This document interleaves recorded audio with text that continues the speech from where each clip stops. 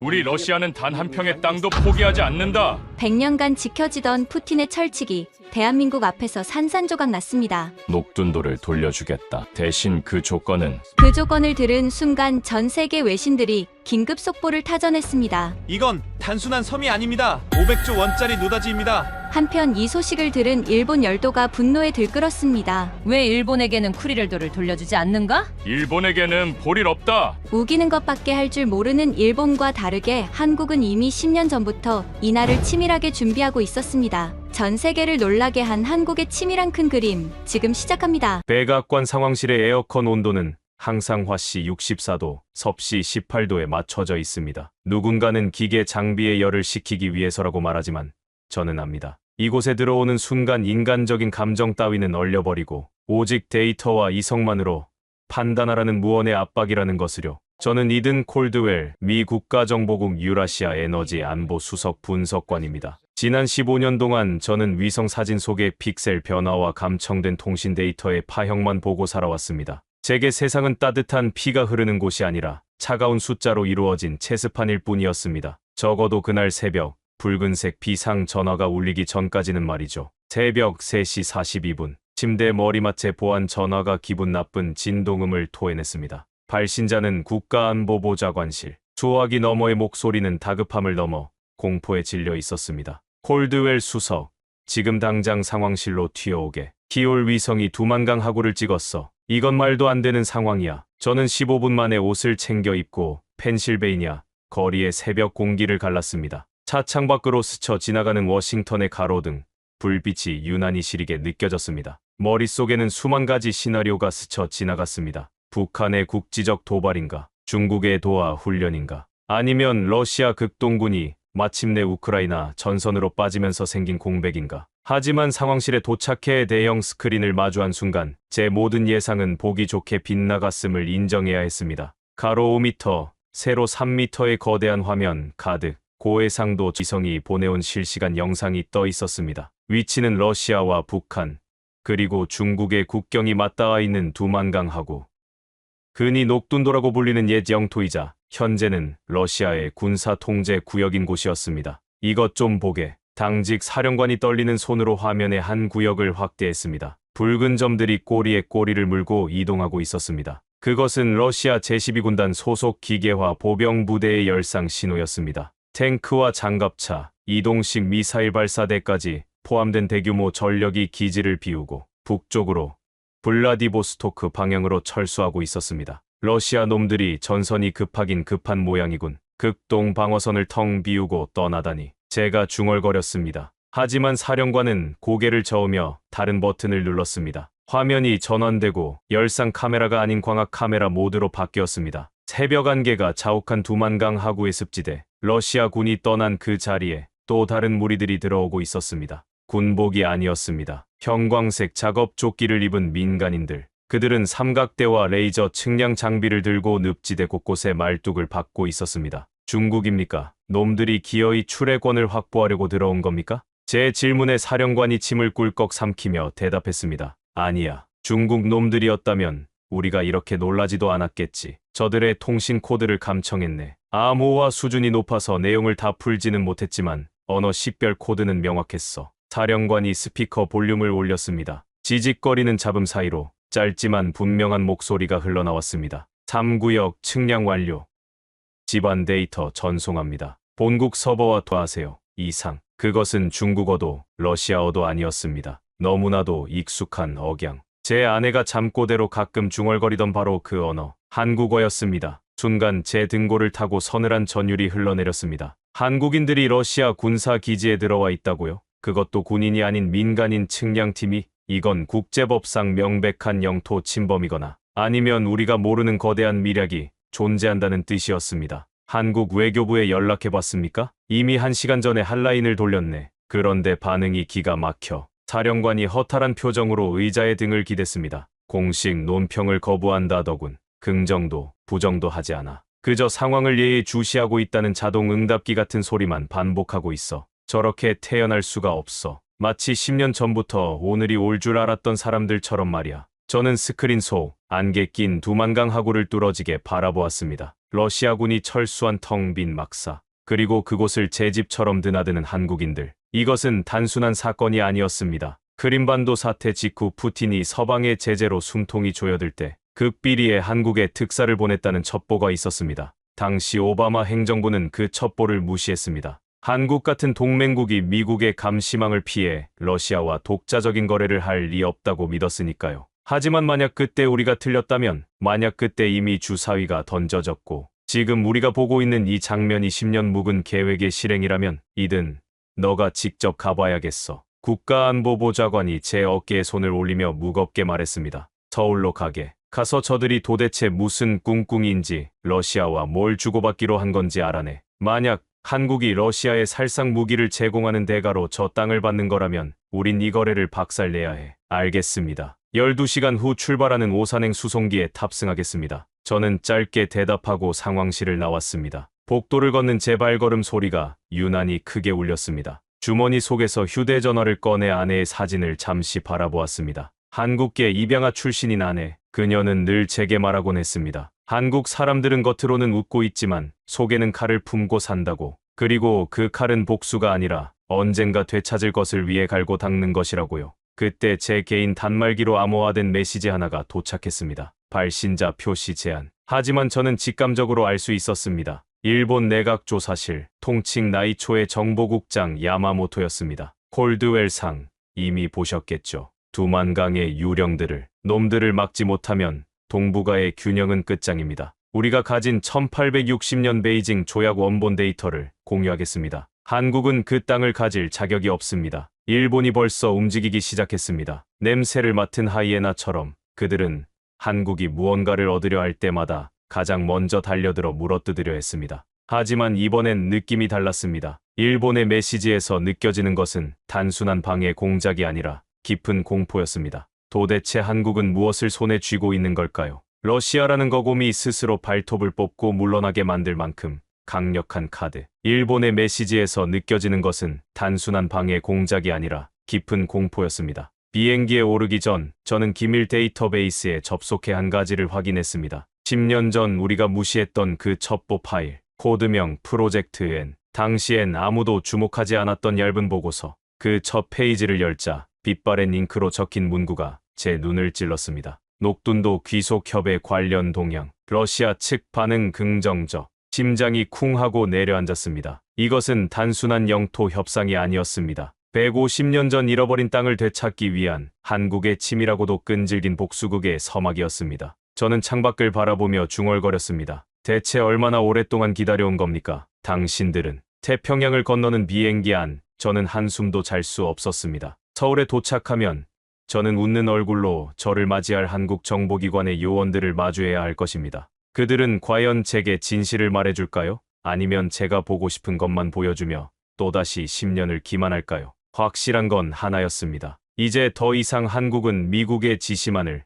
기다리는 얌전한 동맹국이 아니라는 사실입니다. 비행기가 인천공항에 착륙하기 위해 고도를 낮추자 창밖으로 거대한 갯벌과 바다가 펼쳐졌습니다. 평화로워 보이는 저 풍경 아래 얼마나 많은 비밀이 숨겨져 있을지 가늠조차 되지 않았습니다. 입국장을 빠져나가는 순간 검은색 세단 한 대가 제 앞에 미끄러지듯 멈춰섰습니다. 뒷좌석 창문이 내려가고 차갑지만 지적인 인상의 남자가 저를 응시했습니다. 대한민국 국정원 해외공작국 제1차장 강진혁이었습니다. 오랜만입니다. 콜드웰 분석관. 백악관 공기는 여전히 차갑습니까? 그의 인사는 정중했지만 눈빛은 이미 모든 것을 꿰뚫어보고 있는 듯했습니다. 제가 무슨 목적으로 왔는지, 제 가방 속에 무엇이 들어있는지, 그리고 일본이 제게 무슨 말을 했는지까지도요. 저는 마른 침을 삼키며 차에 올랐습니다. 이제 게임이 시작되었습니다. 150년 동안 지도에서 사라졌던 섬, 녹둔도. 그 섬을 둘러싼 거대한 체스판 위에서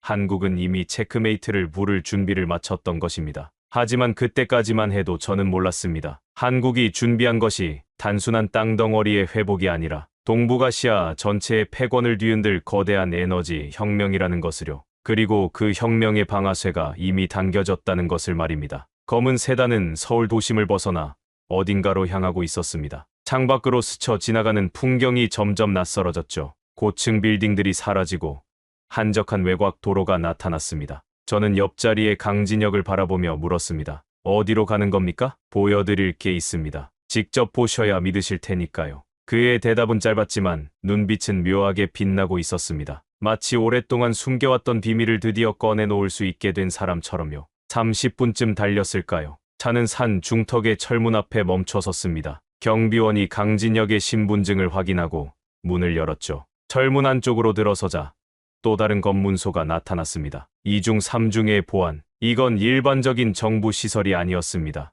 여기가 어딥니까? 공식적으로는 존재하지 않는 곳입니다. 강진혁이 차에서 내리며 말했습니다. 저도 따라 내렸죠. 눈앞에는 평범해 보이는 콘크리트 건물이 있었습니다. 하지만 그 건물 앞에 서자 땅이 갈라지듯 지하로 통하는 거대한 엘리베이터가 나타났습니다. 내려가시죠. 엘리베이터는 계속 아래로 내려갔습니다. 지하 1층, 2층, 3층. 숫자가 5층을 지나자 저는 긴장하기 시작했습니다. 대체 얼마나 깊이 파내려간 겁니까? 마침내 문이 열렸을 때 저는 눈앞에 광경의 말을 잃었습니다. 축구장 2개를 합쳐놓은 것 같은 거대한 지하 공간. 천장까지 이어진 대형 스크린들. 수십 명의 분석관들이 모니터 앞에 앉아 무언가를 추적하고 있었습니다. 그리고 중앙에는 제가 한 번도 본 적 없는 장비가 있었습니다. 3차원 홀로그램 테이블이었죠. 그 위에 동북아시아 전체 지도가 살아 움직이듯 떠 있었습니다. 이게 뭡니까? 제 목소리가 떨렸습니다.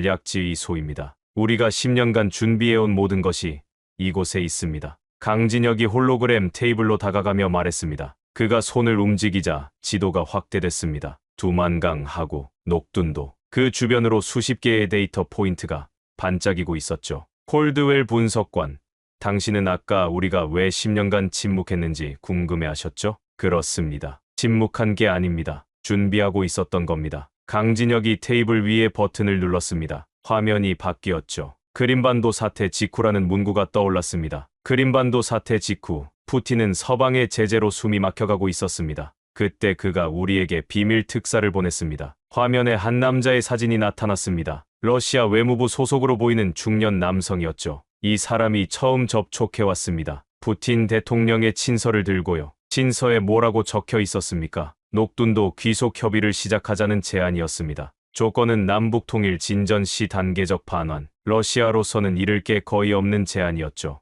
어차피 통일이 언제 될지 모르니까요. 저는 고개를 끄덕였습니다. 푸틴다운 계산이었습니다. 당장 줄 건 없으면서 한국을 자기 편으로 끌어들이려는 술수였죠. 그래서 한국은 어떻게 대응했습니까? 받아들였습니다. 하지만 우리도 바보는 아니었습니다. 강진혁의 눈이 차갑게 빛났습니다. 우리는 그때부터 준비를 시작했습니다. 언젠가 이 약속을 현실로 만들 날을 위해서요. 화면이 다시 바뀌었습니다. 문서들이 쏟아져 나왔죠. 역사 기록, 지도, 조약문, 학술 논문. 그 양이 어마어마했습니다. 녹둔도 관련 역사 자료 127건을 수집했습니다. 국제법 전문가 12명을 투입해 법적 검토를 완료했고요. 그리고 강진혁이 잠시 말을 멈췄습니다. 러시아 내부에 우리 편을 만들었습니다. 우리 편이요. 네. 우리에게 정보를 전해줄 사람이 필요했습니다. 푸틴이 마음을 바꾸거나 상황이 변해도 대응할 수 있도록요. 저는 할 말을 잃었습니다. 한국이 이 정도로 치밀하게 준비하고 있었다니, 미국 정보기관도 이 정도 규모의 작전이 진행 중이라는 건 전혀 파악하지 못했습니다. 그런데 왜 10년이나 걸린 겁니까? 준비가 됐으면 실행했어야죠. 하려고 했습니다. 강진혁의 표정이 어두워졌습니다. 몇 년 전에요. 모든 준비가 끝났고 러시아와 최종 합의 직전까지 갔습니다. 그런데 그가 말을 멈췄습니다. 화면에 촛불 시위 영상이 나타났죠. 정권이 바뀌었습니다. 새 정부는 이 프로젝트의 존재 자체를 몰랐습니다. 인수인계가 제대로 되지 않았거든요. 비밀 채널은 끊어졌고 러시아는 우리가 마음을 바꿨다고 생각했습니다. 그래서 오랫동안 묻혀 있었던 거군요. 네. 하지만 우리는 포기하지 않았습니다. 강진혁이 저를 똑바로 바라봤습니다. 정권이 바뀌어도, 담당자가 바뀌어도 이 프로젝트를 아는 사람들은 조용히 준비를 계속했습니다. 언젠가 기회가 다시 올 거라고 믿으면서요. 저는 그의 눈빛에서 무언가를 읽었습니다. 집념. 아니, 그것보다 더 깊은 무언가. 150년간 잃어버린 땅에 대한 한이라고 해야 할까요? 그리고 그 기회가 왔습니다. 강진혁이 화면을 다시 바꿨습니다. 우크라이나 전쟁 영상이 나타났죠. 푸틴이 전쟁을 시작했을 때 우리는 알았습니다. 이제 때가 됐다고요. 화면 속에서 러시아 경제가 무너지는 그래프가 보였습니다. 제재, 고립, 자본 유출. 푸틴은 점점 궁지에 몰리고 있었죠. 지금 보여드리는 건 시작에 불과합니다. 콜드웰 분석관 강진혁이 의미심장하게 말했습니다. 녹둔도의 진짜 가치를 보여드리기 전에 왜 이렇게 오래 걸렸는지 먼저 아셔야 합니다. 크렘린에서 무슨 일이 있었는지 제대로 보여드리겠습니다. 푸틴이 왜 이런 결정을 했는지 당신은 알아야 합니다. 저는 숨을 깊이 들이쉬었습니다. 내가 알고 있던 동북아시아 정세가 완전히 뒤집히는 느낌이었죠. 한국은 미국의 지시를 기다리는 나라가 아니었습니다. 그들은 10년 전부터 자신만의 판을 짜고 있었던 겁니다. 그리고 이제 그 판이 완성되어 가고 있었습니다. 홀로그램 테이블 위로 크림반도 사태 직후의 모스크바가 펼쳐졌습니다. 크렘린궁의 3차원 모델이 회전하며 나타났죠. 강진혁이 설명을 시작했습니다. 크림반도 병합 직후였습니다. 푸틴은 승리에 도취해 있었죠. 하지만 그건 오래가지 못했습니다. 화면이 바뀌었습니다. 서방 국가들의 제재 목록이 쏟아져 나왔죠. 경제 제재, 자산 동결, 여행 금지. 러시아를 옥죄는 올가미가 점점 조여들고 있었습니다. 푸틴은 영리한 사람입니다. 그는 서방의 제재가 장기화될 거라는 걸 알았습니다. 그리고 한 가지 더 알았죠. 강진혁이 중국 지도를 확대했습니다. 중국에만 의존하면 결국 속국이 된다는 것을요. 저는 고개를 끄덕였습니다. 러시아의 딜레마였죠. 서방의 등을 돌리면 중국밖에 갈 곳이 없는데 중국은 러시아를 동등한 파트너로 보지 않습니다. 거대한 시장이자 자원 창고 정도로 여기죠. 그래서 푸틴은 제3의 축을 찾기 시작했습니다. 동아시아에서 중국과 일본 사이에 끼어 있지만 경제력과 기술력을 갖춘 나라, 미국의 동맹이지만 독자적인 외교, 공간을 원하는 나라, 한국이군요.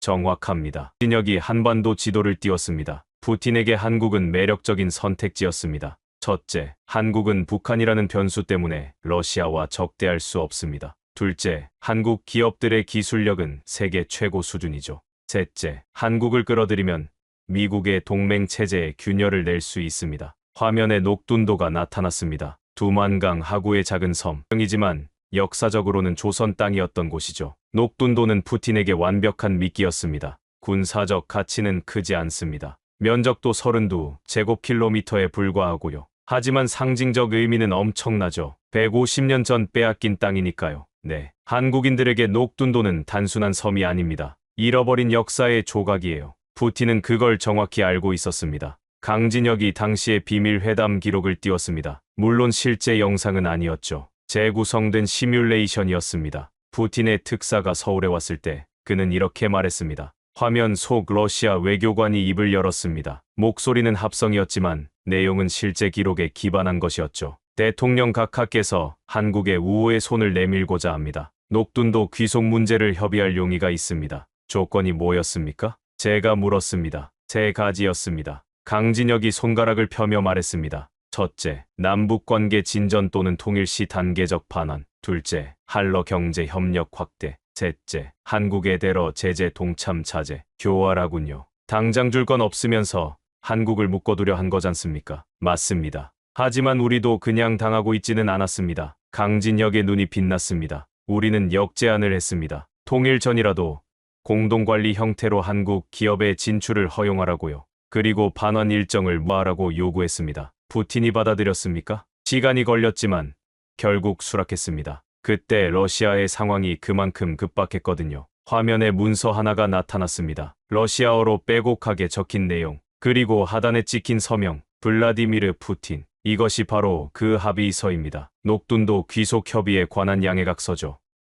저는 숨을 죽이며 화면을 바라봤습니다. 이게 진짜라면 이건 역사적인 문서였습니다. 푸틴은 왜 이 정도까지 양보한 겁니까? 러시아는 절대 영토를 포기하지 않는 나라인데. 좋은 질문입니다. 강진혁이 고개를 끄덕였습니다. 두 가지 이유가 있습니다. 첫째, 녹둔도는 러시아에게 전략적 가치가 거의 없습니다. 블라디보스토크에서 너무 멀고 개발도 안 된 늪지대에 불과하죠. 둘째, 그가 잠시 말을 멈췄습니다. 푸틴은 어차피 줄 생각이 없었습니다. 통일이 언제 될지 모르니까요. 그저 한국을 자기 편으로 끌어들이기 위한 허공의 약속이었던 겁니다. 그런데 상황이 바뀌었군요. 네, 우크라이나 전쟁이 모든 걸 바꿔놓았습니다. 강진혁이 화면을 우크라이나 전쟁 발발 시점으로 전환했습니다. 푸틴은 전쟁이 몇 주 만에 끝날 줄 알았습니다. 하지만 3년이 다 되어가는 지금도 끝나지 않았죠. 러시아 경제는 바닥을 치고 있고 중국에 대한 의존도는 위험 수준까지 올라갔습니다. 그래서 다시 한국 카드를 꺼낸 거군요. 아닙니다.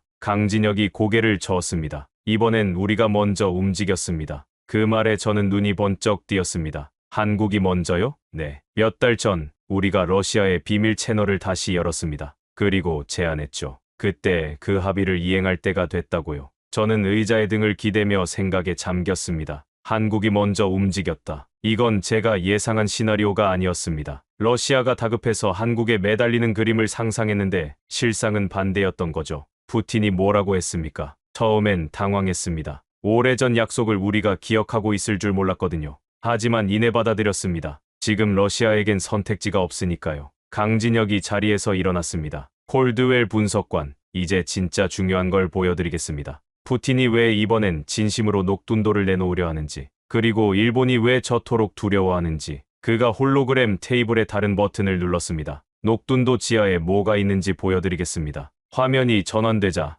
녹둔도의 3차원 지형도가 떠올랐습니다. 그런데 이상했습니다. 섬의 표면이 투명해지더니 지하 구조가 드러나기 시작한 겁니다. 마치 엑스레이로 뼛속을 들여다보는 것처럼요. 이건 뭡니까? 지질 탐사 데이터입니다. 지난 몇 년간 우리가 비밀리에 수집한 자료죠. 강진혁이 화면을 확대했습니다. 지하 수백 미터 아래 거대한 광맥이 보였습니다. 붉은색, 파란색, 초록색의 띠가 복잡하게 얽혀 있었죠. 녹둔도 지하에는 희토류가 묻혀 있습니다. 네오디뮴, 디스프로슘, 터뷴. 현대 산업의 필수 원소들이죠. 매장량이 얼마나 됩니까? 추정치로 80억 달러 규모입니다. 저는 숫자를 듣고 눈이 커졌습니다. 80억 달러. 엄청난 금액이었죠. 하지만 강진혁은 고개를 저었습니다. 희토류는 시작에 불과합니다. 그가 화면을 다시 바꿨습니다. 이번엔 바다 밑이 보였습니다. 녹둔도 주변 해역의 해저 지형도였죠. 여길 보십시오. 해저면 아래로 하얀 결정체들이 빼곡하게 들어차 있었습니다. 마치 눈이 쌓인 것처럼 보였죠. 이게 뭡니까? 메탄 하이드레이트입니다. 저는 숨을 멈췄습니다. 메탄 하이드레이트, 미래의 에너지원이라 불리는 물질. 심해의 고압과 저온 환경에서 형성되는 천연가스 결정체죠. 녹둔도 주변 해역에 매장된 메탄 하이드레이트 추정량은, 강진혁이 잠시 말을 끊었습니다. 한국 천연가스 소비량 150년치입니다. 저는 의자에서 거의 뛰어오를 뻔했습니다. 150년요. 네, 보수적으로 추정한 겁니다. 실제로는 더 많을 수 있습니다. 강진혁이 화면을 확대했습니다. 메탄 하이드레이트 분포도가 녹둔도를 중심으로 부채꼴 모양으로 펼쳐져 있었죠. 현재 기술로는 상업적 채굴이 어렵습니다. 하지만 10년 후면 달라집니다. 일본이 기술 개발에 가장 앞서 있고 한국과 중국이 뒤쫓고 있죠. 일본이 두려워하는 이유가 이거군요. 정확합니다. 강진혁이 고개를 끄덕였습니다. 일본은 자원 빈국입니다. 에너지의 90% 이상을 수입에 의존하죠. 그들에게 메탄 하이드레이트는 에너지, 독립의 꿈입니다. 그런데 한국이 녹둔도를 손에 넣으면 어떻게 됩니까? 저는 퍼즐 조각이 맞춰지는 느낌이었습니다. 한국이 동북아시아 에너지 패권을 쥐게 됩니다. 그렇습니다. 이건 단순한 영토 문제가 아닙니다. 에너지 혁명입니다. 동북아의 힘의 균형이 완전히 재편되는 거죠. 강진혁이 화면을 다시 바꿨습니다. 이번엔 해상 교통로가 표시됐습니다. 그뿐이 아닙니다. 녹둔도는 북극 항로의 관문입니다. 화면에 지구본이 나타났습니다. 북극해를 가로지르는 새로운 항로가 표시됐죠. 기후변화로 북극해 빙하가 녹으면서 아시아와 유럽을 잇는 새로운 백길이 열리고 있습니다. 기존 수에즈 운하 루트보다 거리가 30%나 짧죠. 그리고 녹둔도가 그 길목에 있다는 거군요. 네, 녹둔도를 지배하는 나라가 항로의 입구를 통제합니다. 물류혁명의 열쇠를 쥐는 겁니다. 저는 잠시 생각에 잠겼습니다. 희토류, 메탄 하이드레이트, 북극 항로. 세 가지만으로도 녹둔도의 가치는 천문학적이었습니다. 푸틴이 왜 이 땅을 미끼로 쓰려 했는지, 그리고 왜 결국 진심으로 내놓을 수밖에 없었는지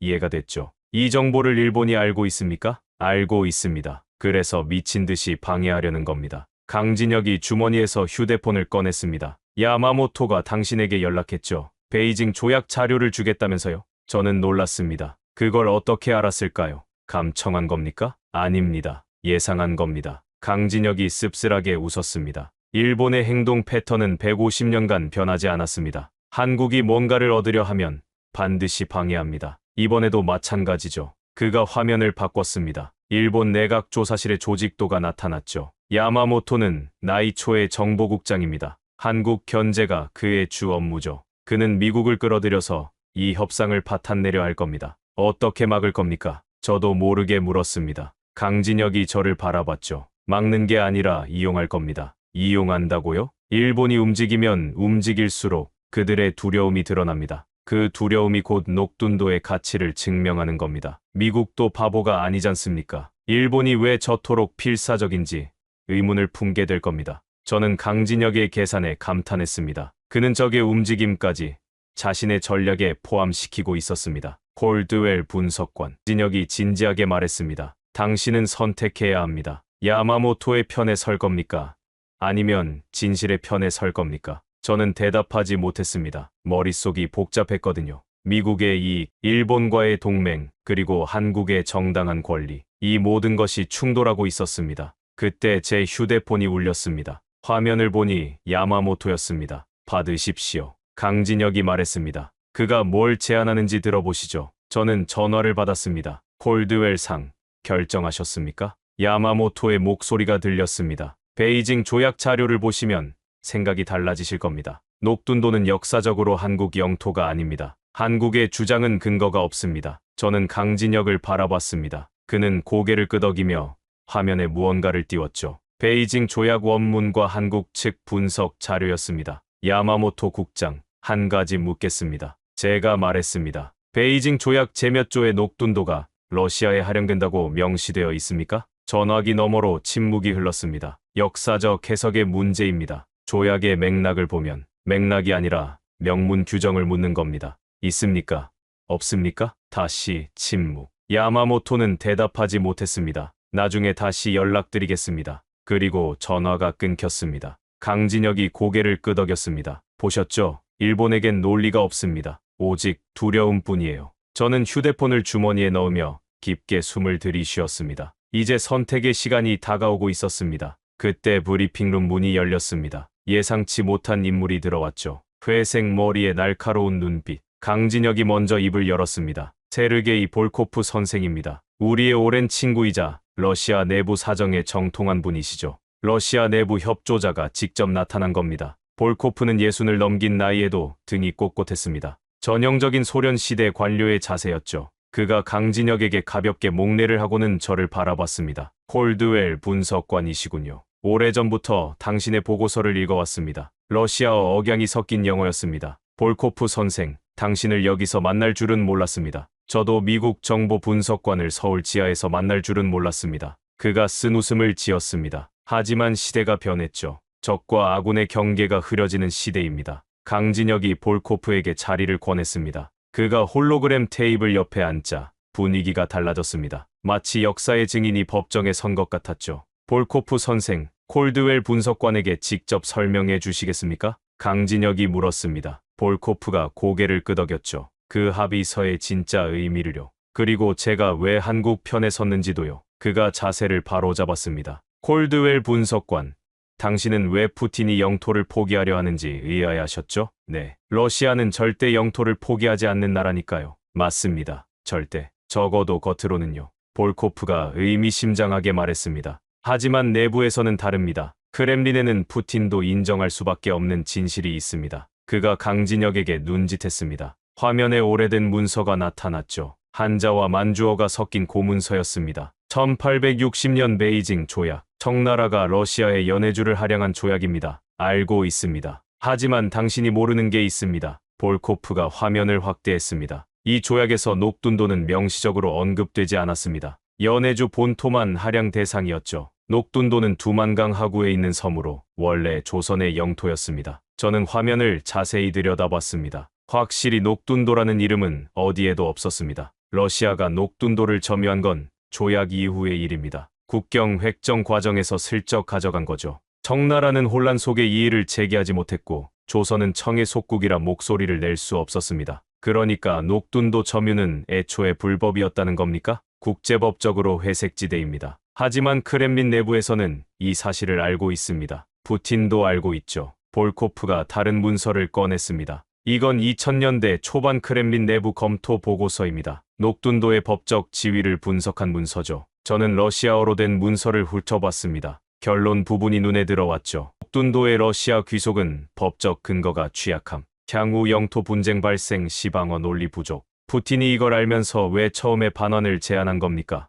두 가지 이유입니다. 볼코프가 손가락을 펴며 말했습니다. 첫째, 어차피 법적으로 불안한 땅이니 전략적으로 활용하자는 계산이었습니다. 한국을 끌어들이는 미끼로 쓴 거죠. 둘째는요. 녹둔도 지하 자원의 존재를 몰랐습니다. 저는 눈이 커졌습니다. 몰랐다고요? 네. 히토류와 메탄하이드레이트 매장량이 밝혀진 건 최근 몇 년 사이입니다. 처음 제안 당시 푸틴은 그저 늪지대 섬 하나를 던져주는 거라고 생각했습니다. 그런데 지금은 알게 됐고요. 네. 그래서 상황이 복잡해진 겁니다. 볼코프가 깊은 한숨을 쉬었습니다. 푸틴 주변의 올리가르이들은 녹둔도 자원을 포기하지 말라고 압박하고 있습니다. 하지만 푸틴은 더 큰 그림을 봐야 합니다. 더 큰 그림이요? 러시아의 생존입니다. 볼코프의 눈이 어두워졌습니다. 우크라이나 전쟁이 3년째입니다. 러시아는 지고 있습니다. 경제는 무너지고 인재들은 해외로 떠나고 중국은 우리를 착취하고 있습니다. 이 상태로 10년을 버틸 수 없습니다. 그래서 한국이 필요한 겁니까? 네. 한국은 러시아가 중국에서 벗어날 수 있는 유일한 탈출구입니다. 기술, 자본, 그리고 서방과의 가교 역할. 녹둔도는 그 대가입니다. 저는 퍼즐이 완성되는 느낌이었습니다. 푸틴의 계산, 한국의 준비, 그리고 러시아의 절박함. 모든 것이 맞아떨어지고 있었죠. 볼코프 선생, 한 가지 더 묻겠습니다. 당신은 왜 한국 편에 선 겁니까? 러시아 사람이 왜 이런 선택을 한 겁니까? 볼코프가 잠시 침묵했습니다. 그리고 조용히 대답했죠. 배신이 아닙니다. 저는 러시아를 사랑합니다. 하지만 푸틴의 러시아는 사랑하지 않습니다. 그의 눈가가 붉어졌습니다. 저는 50년간 외교관으로 일했습니다. 소련 시절부터요. 그 시절 러시아는 초강대국이었습니다. 미국과 어깨를 나란히 하는 나라였죠. 하지만 지금은요. 중국의 들러리로 전락했습니다. 푸틴이 러시아를 망치고 있습니다. 그가 강진혁을 바라봤습니다. 한국과의 협력은 러시아에게도 좋은 일입니다. 녹둔도를 돌려주고 한국의 기술과 자본을 얻는 것. 이게 러시아가 살아남는 길입니다. 저는 조국의 미래를 위해 이 선택을 한 겁니다. 저는 볼코프의 말에 묘한 감동을 받았습니다. 조국을 배신하는 것이 아니라 조국을 구하기 위해 그런 선택을 한 남자. 그의 눈에는 고뇌와 결의가 섞여 있었죠. 의웰 분석관 강진혁이 말했습니다. 이제 결정하셔야 합니다. 워싱턴에 뭐라고 보고하실 겁니까? 일본의 편에 서서 이 협상을 막을 겁니까? 아니면 진실의 편에 설 겁니까? 저는 두 사람을 번갈아 바라봤습니다. 한국의 정보 책임자와 러시아의 양심적 내부 고발자. 이상한 조합이었죠. 하지만 그들의 눈에서 저는 같은 것을 봤습니다. 진심이었습니다. 일단 워싱턴에 돌아가야겠습니다. 제가 말했습니다. 직접 보고해야 합니다. 여기서 본 것, 들은 것 전부요. 강진혁이 고개를 끄덕였습니다. 알겠습니다. 비행기를 준비하겠습니다. 저는 자리에서 일어났습니다. 문을 향해 걸어가다가 멈췄죠. 강 차장. 네, 한 가지 약속해 주십시오. 제가 돌아올 때까지 아무것도 공개하지 마십시오. 미국이 결정할 시간을 주십시오. 강진혁이 잠시 생각했습니다. 그리고 대답했죠. 72시간 드리겠습니다. 그 후에는 저희도 움직여야 합니다. 저는 고개를 끄덕이고 브리핑룸을 나왔습니다. 인천공항으로 가는 차 안에서 야마모토에게서 다시 전화가 왔습니다. 콜드웰상, 서울에서 뭘 보셨는지 모르겠지만 속지 마십시오. 그의 목소리에는 절박함이 묻어 있었습니다. 한국인들은 교활합니다. 그들은 150년간 이 순간을 준비해왔습니다. 미국마저 속이려 할 겁니다. 야마모토 국장, 구체적인 증거가 있습니까? 한국의 주장이 거짓이라는 증거요. 증거는 차고 넘칩니다. 베이징 조약 전문, 청나라와 러시아의 외교 문서, 당시 지도들, 모든 게 녹둔도가 러시아 영토임을 증명합니다. 그런데 아까 제가 물었을 때는 대답을 못하셨죠. 조약 어디에 녹둔도가 명시되어 있는지. 전화기 너머로 야마모토가 이를 가는 소리가 들렸습니다. 콜드웰상, 이건 법적 해석의 문제가 아닙니다. 지정학적 문제입니다. 설명해 보십시오. 한국이 녹둔도를 손에 넣으면 동북아의 균형이 무너집니다. 메탄하이드레이트, 북극 항로. 이 모든 게 한국 손에 들어가면 일본은 어떻게 됩니까? 미국의 태평양 전략은요? 저는 야마모토의 논리를 곱씹었습니다. 그는 역사적 정당성이 아니라 이해관계를 말하고 있었죠. 그러니까 국장의 주장은 이겁니까? 한국이 옳든 그르든 일본에 불리하니까 막아야 한다. 그게 국제정치입니다. 콜드웰상, 옳고 그름은 교과서에 나 있는 겁니다. 알겠습니다. 저는 짧게 대답했습니다. 워싱턴에서 검토하겠습니다. 전화를 끊고 창밖을 바라봤습니다. 야마모토의 말에도 일리는 있었습니다. 국제정치에서 정의는 종종 뒷전이죠. 힘의 논리가 지배하는 세계니까요. 하지만 뭔가 마음에 걸렸습니다. 일본의 필사적인 태도, 그건 단순한 이해관계 계산 이상이었습니다. 공포였죠. 한국이 녹둔도를 얻는 것에 대한 깊은 공포. 12시간 후, 저는 워싱턴에 도착했습니다. 공항에서 바로 백악관으로 향했죠. 국가안보보좌관이 저를 기다리고 있었습니다. 콜드웰, 보고서는 구두로 먼저 드리겠습니다. 기록으로 남기기엔 민감한 내용이 많습니다. 저는 회의실에서 서울에서 본 모든 것을 설명했습니다. 북방전략지휘소, 10년간의 준비, 녹둔도 지하자원, 러시아 내부 협조자. 말을 마쳤을 때 보좌관의 얼굴은 굳어 있었습니다. 일본이 뭐라고 합니까? 까달라고 합니다. 어떤 수를 써서라도요. 당신 생각은? 저는 잠시 망설였습니다. 그리고 솔직하게 말했죠. 한국의 주장에 일리가 있습니다. 베이징 조약의 녹둔도는 명시되지 않았습니다. 역사적으로도 조선 영토였고요. 러시아 내부에서도 이 사실을 인정합니다. 그래서 막을 명분이 없습니다. 막는다면 미국이 제국주의적으로 보일 겁니다. 한국은 우리 동맹입니다. 동맹의 정당한 권리를 미국이 왜 막습니까? 보좌관이 고개를 끄덕였습니다. 계속해. 물론 리스크도 있습니다. 한국이 러시아와 가까워지면 동맹 구조에 균열이 생길 수 있죠. 일본과의 관계도 복잡해집니다. 그러니까 어떻게 하자는 겁니까? 저는 숨을 깊이 들이쉬었습니다. 지지하되 관여하는 겁니다. 한국의 협상을 인정하되 미국도 한자리 차지하는 거죠. 녹둔도 개발에 미국 기업 참여를 조건으로 걸면 됩니다. 그러면 한국도 러시아에 완전히 기울지 않고 미국도 이익을 챙길 수 있습니다. 보좌관이 턱을 쓰다듬었습니다. 일본에겐 다른 당근을 주면 됩니다. 대만 방어 협력 강화라든가요. 녹둔도 하나로 미일 동맹이 흔들릴 리는 없습니다. 보좌관이 자리에서 일어났습니다. 대통령에게 보고하겠네. 너의 의견도 포함해서 감사합니다. 저는 회의실을 나왔습니다. 하지만 일이 그렇게 쉽게 풀리지 않았습니다. 다음 날 아침, 일본 대사가 백악관을 방문했습니다. 그리고 그날 오후, 뉴욕타임스에 기사가 실렸죠. 한국, 러시아와 비밀 영토 거래? 동맹 배신 논란. 기사는 익명의 고위 관계자를 인용해 한국이 미국을 속이고 러시아와 밀약을 맺었다고 보도했습니다. 명백한 여론전이었죠. 일본이 언론을 동원한 겁니다. 청와대는 즉각 반박했습니다. 하지만 이미 기사는 퍼져나갔죠. 미국 내에서 한국에 대한 의심이 커지기 시작했습니다. 제 휴대폰으로 야마모토의 문자가 왔습니다. 보셨죠? 이제 시작입니다. 한국의 야망을 막지 않으면 동북아는 혼란에 빠집니다. 저는 화가 났습니다. 이건 더러운 공작이었습니다. 진실과 상관없이 여론을 조작해서 협상을 망치려는 수작이었죠. 하지만 더 화가 난 건 따로 있었습니다. 미국 내 일부 인사들이 일본의 주장에 동조하기 시작한 겁니다. 국무장관은 상황을 예의주시하고 있다고 했고 일부 의원들은 한국의 설명을 요구해야 한다고 목소리를 높였습니다. 강진역에 72시간이 흘러가고 있었습니다. 시간이 없었죠. 저는 결단을 내려야 했습니다. 그날 밤 저는 백악관 보좌관에게 다시 연락했습니다. 대통령 면담을 요청합니다. 직접 보고 드릴 게 있습니다. 무슨 내용인가?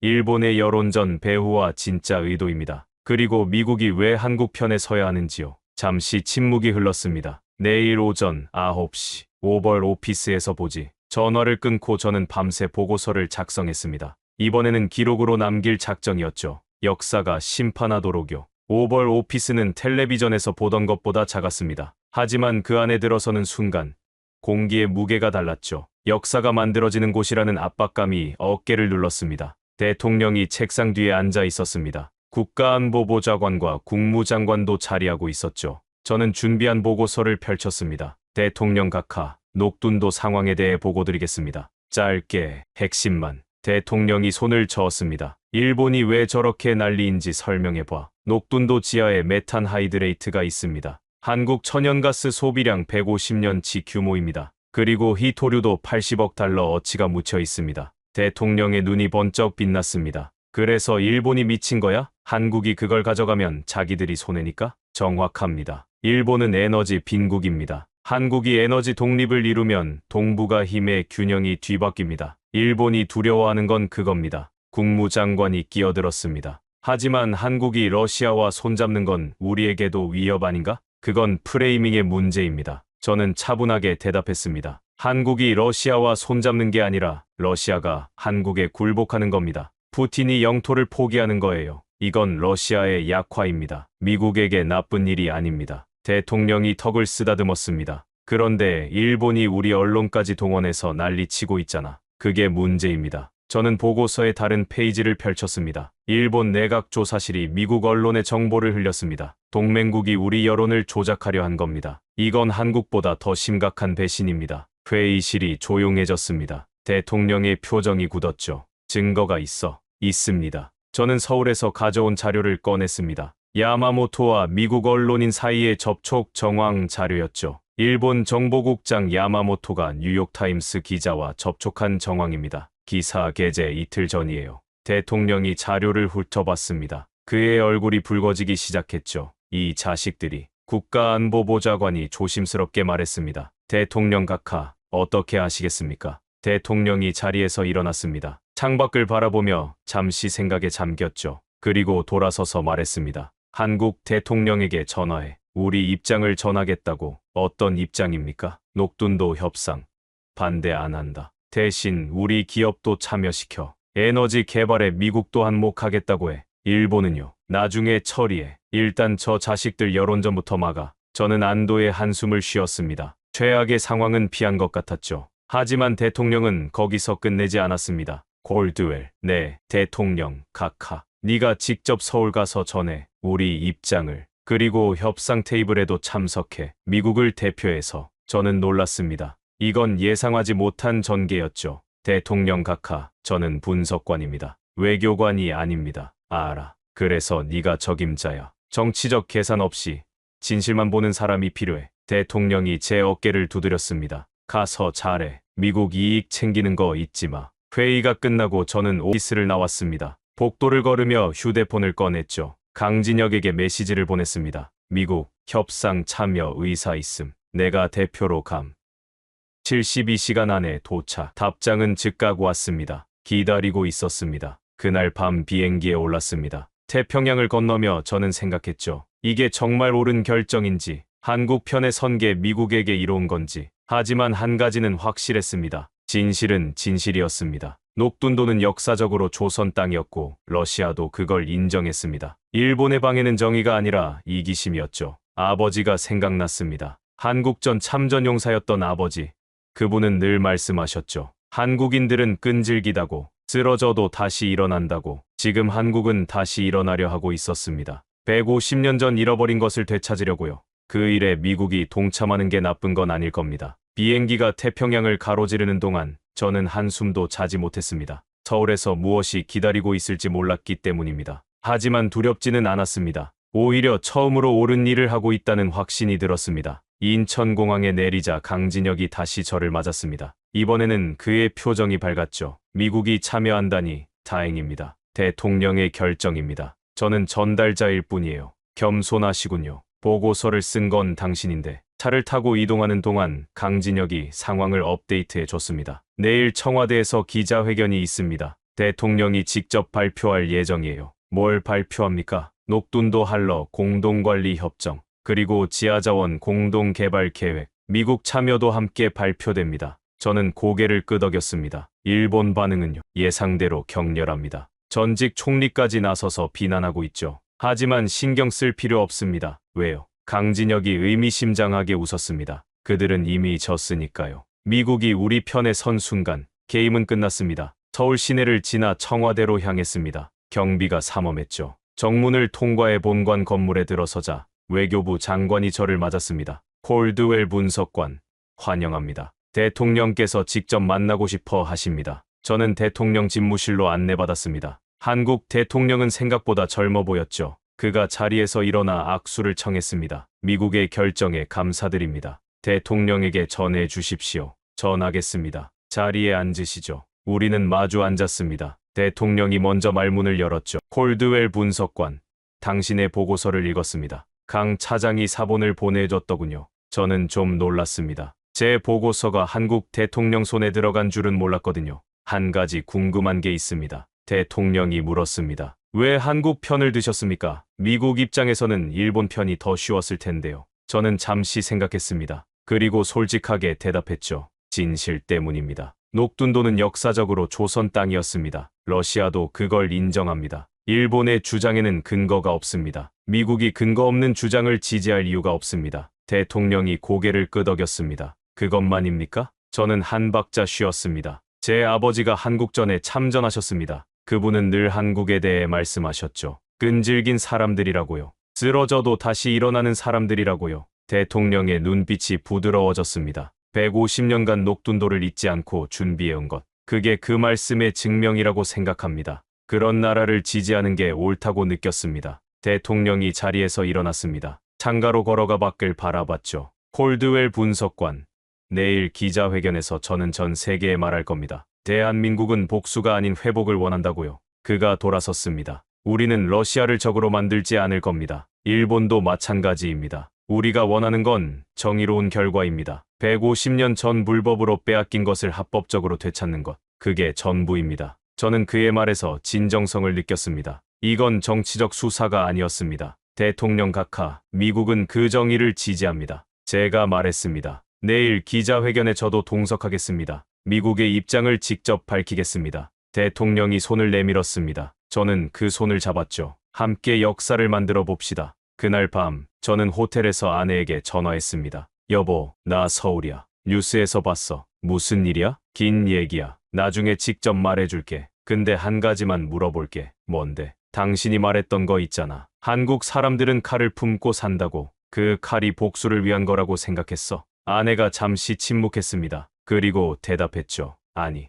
되찾기 위한 거야. 잃어버린 걸 되찾기 위해 갈고 닦는 칼이야. 저는 고개를 끄덕였습니다. 비록 그녀는 볼 수 없었지만요. 그렇구나. 이제 알겠어. 전화를 끊고 창밖을 바라봤습니다. 서울의 야경이 반짝이고 있었죠. 내일이면 이 도시에서 역사가 바뀔 겁니다. 저는 그 역사의 한 부분이 되어 있었습니다. 청와대 춘추관은 기자들로 가득 찼습니다. 한국 언론뿐 아니라 CNN, BBC, NHK, 신화통신까지 전 세계 미디어가 집결했죠. 저는 단상 옆 지정석에 앉아 있었습니다. 미국 대표 자격으로요. 정확히 오전 10시 대통령이 단상에 올랐습니다. 플래시가 터지고 카메라가 돌아갔죠. 존경하는 국민 여러분, 그리고 전 세계 시청자 여러분. 대통령의 목소리는 차분했지만 단단했습니다. 오늘 저는 역사적인 발표를 하고자 합니다. 대형 스크린에 녹둔도 지도가 떠올랐습니다. 녹둔도. 두만강 하구에 위치한 이 섬은 150년 전까지 조선의 영토였습니다.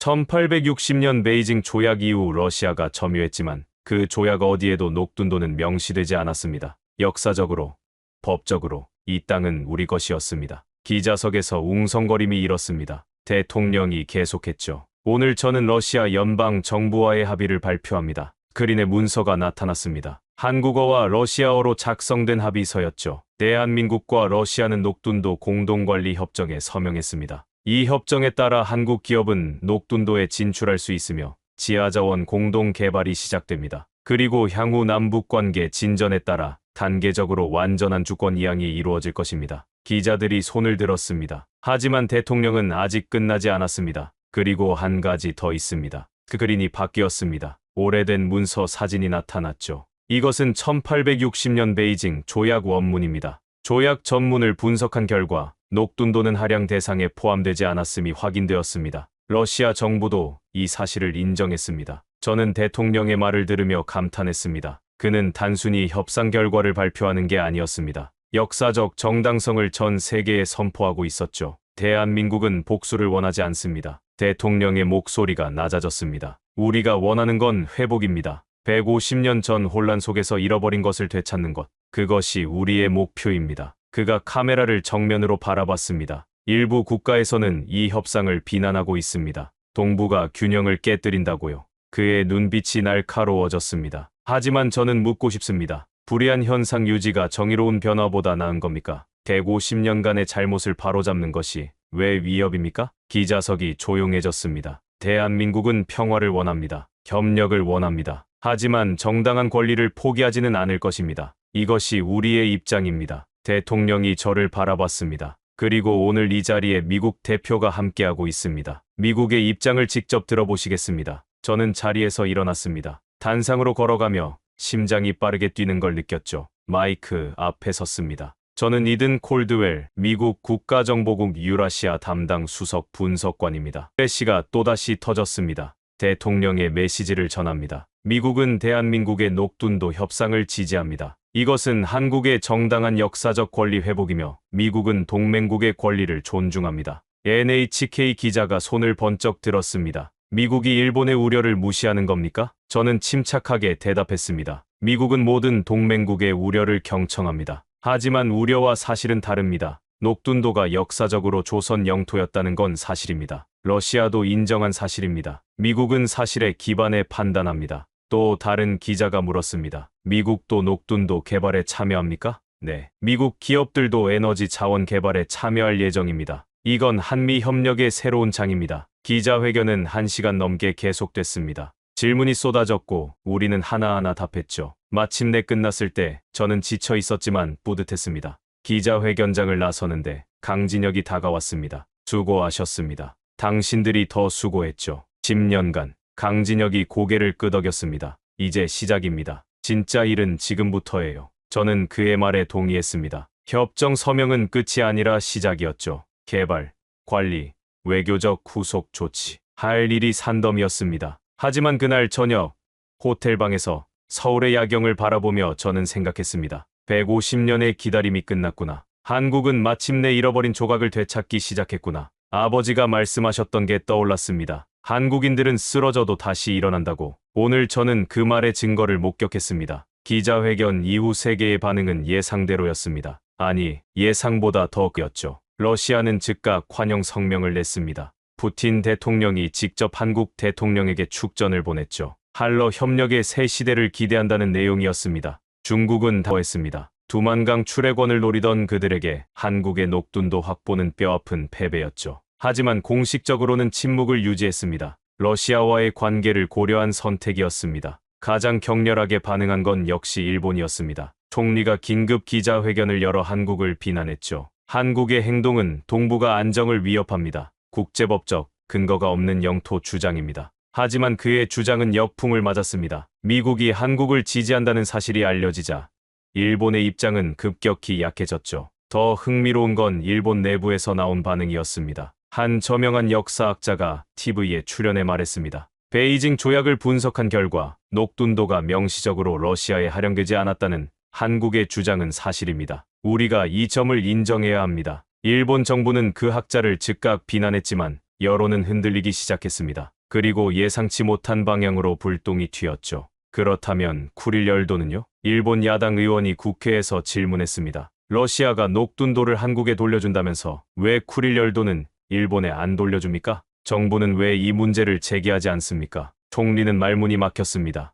녹둔도 협상을 비난하면서 쿠릴 열도를 언급하지 않은 건 모순이었거든요. 일본도 잃어버린 영토가 있었으니까요. 이 논란은 일본 정치를 뒤흔들었습니다. 야당은 정부의 위선을 공격했고 여론은 분열됐죠. 결국 총리는 한 발 물러서야 했습니다. 일본은 한국의 협상 결과를 주시하고 있습니다. 다만 향후 지역 안정을 위한 협력을 기대합니다. 완전한 180도 전환은 아니었지만 확연히 누그러진 태도였습니다. 강진혁이 말했던 대로였죠. 일본이 움직일수록 그들의 모순이 드러났습니다. 한편 미국에서도 변화가 있었습니다. 대통령이 공식 성명을 발표했죠. 한국의 녹둔도 협상을 지지한다. 미국은 동맹국의 정당한 권리를 존중한다. 의회에서도 긍정적인 반응이 나왔습니다. 초당적으로 한국 지지 결의안이 발의됐죠. 저는 서울에서 이 모든 상황을 지켜봤습니다. 그리고 깨달았죠. 한국은 단순히 협상에서 이긴 게 아니었습니다. 게임의 규칙 자체를 바꿔놓은 겁니다.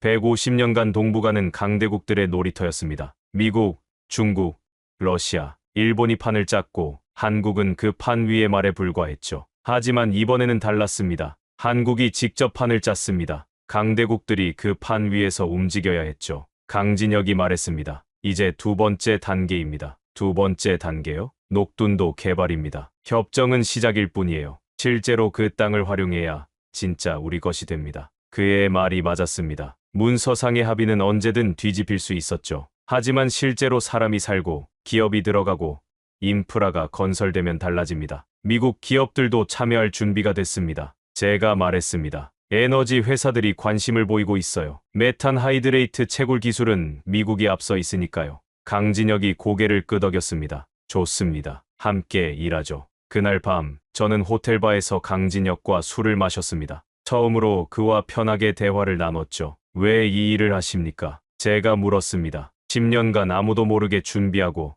정권이 바뀌어도 포기하지 않고 뭐가 당신을 움직입니까? 강진혁이 잔을 내려놓았습니다. 저희 할아버지가 북에서 내려오셨습니다. 실향민이시죠. 돌아가시기 전에 말씀하셨어요. 언젠가 잃어버린 것들을 되찾아라. 땅도, 사람도, 역사도. 그가 창밖을 바라봤습니다. 녹둔도는 시작입니다. 우리가 되찾아야 할 건 더 많아요. 저는 그의 말에서 무게를 느꼈습니다. 이건 단순한 외교 게임이 아니었습니다. 세대를 넘어 이어져 온 염원이었죠. 성공하길 빕니다. 제가 말했습니다. 당신들의 다음 목표가 뭐든. 강진혁이 미소 지었습니다. 감사합니다. 그리고 당신에게도요. 당신의 보고서가 없었다면 오늘은 없었을 겁니다. 우리는 잔을 부딪혔습니다. 몇 달 후 저는 다시 녹둔도를 찾았습니다. 이번에는 출장이 아니었습니다. 개인 여행이었죠. 아내와 함께였습니다. 그녀는 한 번도 가보지 못한 고국의 땅을 밟고 싶어 했거든요. 헬리콥터가 두만강 상공을 날았습니다. 창밖으로 내려다 보이는 풍경은 기자회견 때와 달랐죠.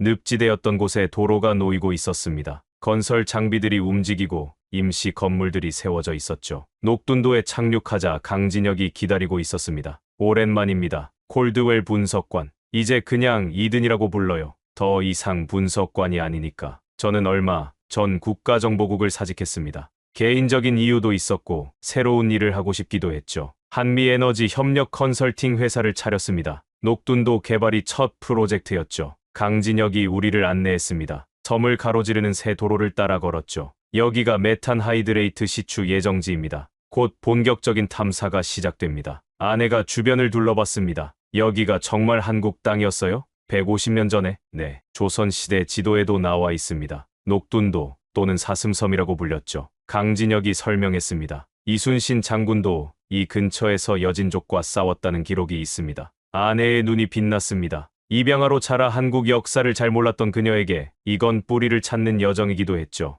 섬 중앙에 다다르자 깃발이 보였습니다. 태극기였죠. 바람에 펄럭이고 있었습니다. 언제 세웠습니까? 한 달 전입니다. 공식적으로는 아직 러시아 영토이지만 공동관리 협정에 따라 한국 국기 개양이 허용됐습니다. 저는 태극기를 바라봤습니다. 150년 만에 이 땅에 다시 걸린 한국 국기. 가슴이 벅차올랐습니다. 아내가 제 손을 잡았습니다. 고마워요. 여기 데려와 줘서. 뭘? 당신이 원했잖아. 그것도 있지만 그녀가 저를 바라봤습니다. 당신이 옳은 일을 했잖아요. 백악관에서. 그게 고마워요. 저는 고개를 저었습니다. 옳은 일이었는지 모르겠어. 그냥 진실인 것 같았어. 그게 옳은 일이에요. 그녀가 미소 지었습니다. 강진혁이 우리에게 다가왔습니다. 저녁 식사 준비됐습니다. 간단하지만요.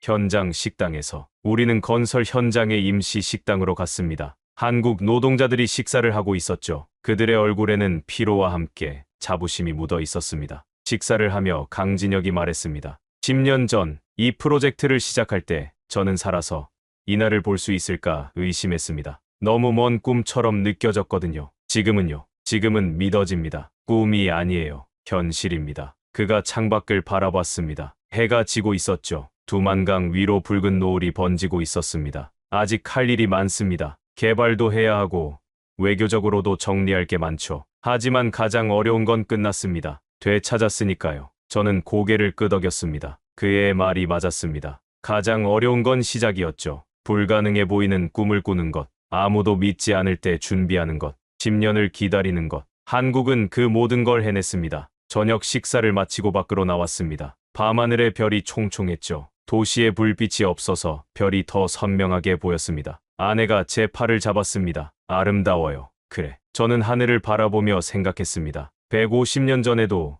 이 하늘 아래 사람들이 살았겠죠. 조선 사람들이. 그들은 자신의 땅이 빼앗길 줄 몰랐을 겁니다. 그리고 후손들이 되찾을 줄도 몰랐겠죠. 역사는 그렇게 흘러갑니다. 잃어버리고, 되찾고, 잊혀지고, 기억되고. 한국은 기억하는 나라였습니다. 그리고 되찾는 나라였습니다. 저는 주머니에서 휴대폰을 꺼내 아버지의 사진을 봤습니다. 한국전 참전 당시의 젊은 모습. 아버지, 보이세요? 속으로 중얼거렸습니다. 아버지가 지킨 나라가 이제 스스로 일어서고 있어요. 바람이 불었습니다. 멀리서 태극기가 펄럭이는 소리가 들렸죠. 150년의 기다림이 끝나고 있었습니다. 그리고 새로운 150년이 시작되고 있었습니다. 지금까지 녹둔도를 둘러싼 150년의 이야기 어떠셨나요?